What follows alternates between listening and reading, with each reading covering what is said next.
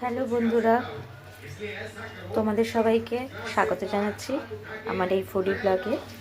আজকে বৃহস্পতিবার, ওই জন্য তো আমি নিরামিষ খাবো। আমার এখনও পুজো হয়নি, পুজো করতে যাব সবাইকে খেতে দিয়ে। দেখো আজকে আমি কি রান্না করেছি, প্রথমেই দেখো গরম গরম ভাত করেছি, ভাত দিয়েওছি, আর করেছি একটু উচ্ছে সেদ্ধ করেছি, আর একটু উচ্ছে সেদ্ধ এই দেখো, আর একটু শিম আলু ভাতে মেখেছি। আর একটাই কচু ছিল, দিদা বলছিল যে একটু সেদ্ধ করে দিতে, তাই সেদ্ধ করে দিয়ে একটু নুন তেল দিয়ে মেখে দিয়েছি। আর অল্প করে আলু সেদ্ধ করেছি, এটা আমার। আর একটা ছোট্ট থেকে বেগুন ভেজেছি। আর আমার শাশুড়ি মা একটু ডাল পাঠিয়ে দিয়েছেন, আমার হয়ে যাবে।